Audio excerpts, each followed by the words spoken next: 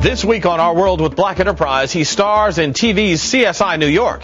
He's a best-selling author, and he's passionate about saving young black men. Actor Harper is our headliner. Plus, our roundtable tackles the growing rate of violence in the black community. And what's the secret prescription about keeping this pharmacy alive for 100 years? We'll tell you in our Slice of Life.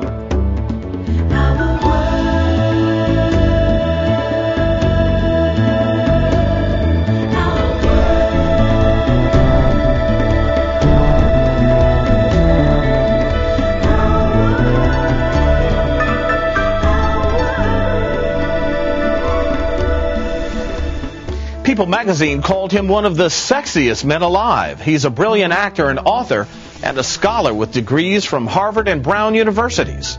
I recently sat down with one of the popular actors from the primetime series CSI New York to talk about how he's helping young black men succeed and his connection to presidential candidate Barack Obama. Harper is our headliner. Harper, welcome, man. Good to see you as always. It's great to be here. You and I have talked over the years, and one of the things that I have always said to you is there is a genuine sense of want from you to make a difference in the world, quite frankly, and in particular within the black community. Where did that come from? Well, I think it was instilled in me by my family, in particular my grandfathers. I just try to serve in whatever small way that I can. One of the ways you've done so is with this book, Letters to a Young Brother. And when you first brought the book out and you and I sat down, I'm curious, talk to me about the response you've seen so far. It has been amazing because it confounded the experts within the publishing industry. Because as I think I mentioned to you before, when I first got the idea to do a motivational book, primarily geared towards African-American young men, the publishing industry basically responded like this. They said, Hill, you have a great educational background. You're on a TV show, CSI New York, that 18 million people watch a week. So we want to do a book with you, but not this book. And I was like, why? And more than once, they said it in different ways, but this institutionally racist comment was, you're pitching us a book for a population that doesn't read. And you realize how institutional racism can affect what people are even offered in the marketplace. Capitalism isn't always equal in that sense. And I said, you know what, I'm going to prove you wrong. In May, we hit number 5 on the New York Times bestsellers list. Here's what's interesting to me, and you said it about books, but we see it also in your profession, your daytime profession, if you will, and that is the imagery that we see, or what Hollywood tells black America what they want to see. Talk to me about some of the struggles that you have seen there. Well, part of the reason why I felt the need to do the book was because I'm part of an industry that I believe has decimated the self-esteem of our young people, simply put.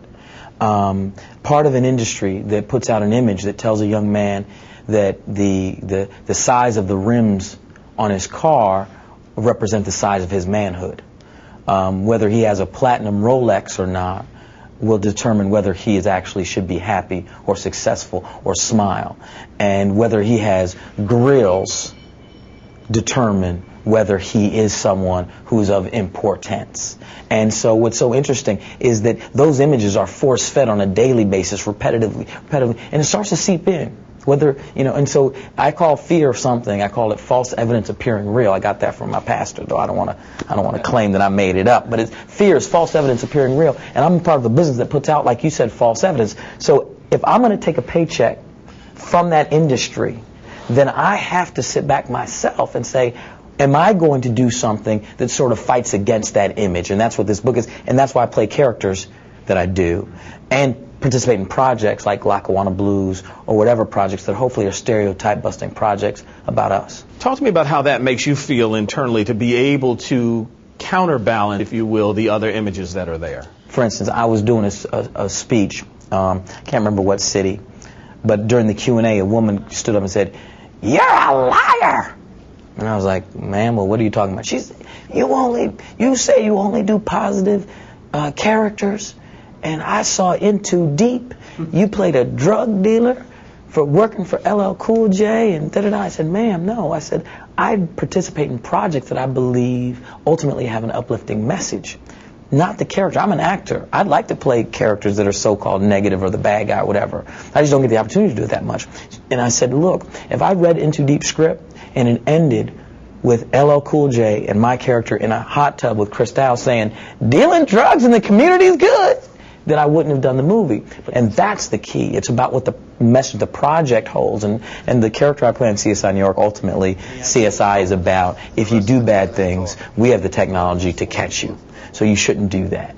And my character is, I love it because Dr. Sheldon Hawkins is the smartest character on the show, the most intelligent or most knowledgeable character on the show. So that confounds the stereotype. And Lackawanna Blues, it's about our history and the fabric of our history. And so, I mean, those projects I just love being a part of. You are friends with a gentleman who is taking this country by storm, quite frankly, old classmates with Barack Obama. Yes. Talk to me about what that opportunity that you both were given and how we need to be able to give young people the same kind of opportunity. Well, you know, I mean, you're opening up a question about affirmative action in a way. You know, if you want to talk about opportunity specifically, certainly there are ways that, you know, for myself, going on a path of education is foundation building. And that's what a lot of young people need to see and need to understand. And that's what something that most of us who have achieved some level of success don't do an effective job communicating how we got there. It seems like we live in a world where people want to be Paris Hiltonized, where they want to act like they've just been anointed to be great because there's some cachet of being a prince and being born into it than the idea of you worked hard for it. You don't become Barack Obama overnight. And Barack was a community activist making $13,000 a year working in the basement of his church on the south side of Chicago.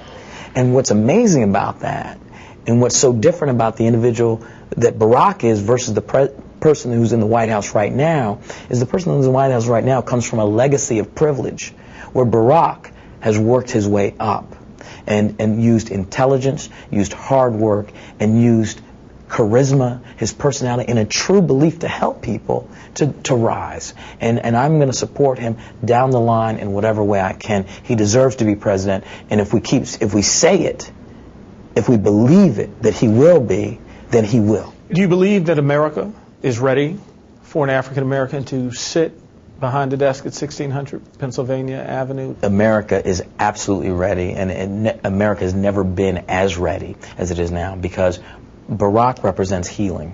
This country needs a great deal of healing. You know? That being said, do we see either a sequel or a book 2 from you?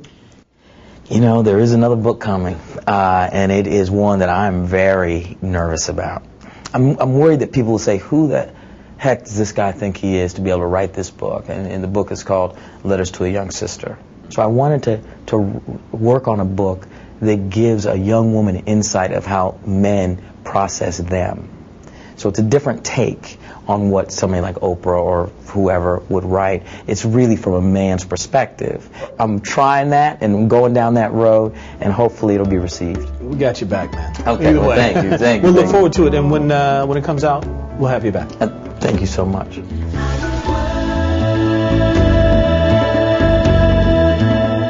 Our headliner has been brought to you by Chevy, an American Revolution.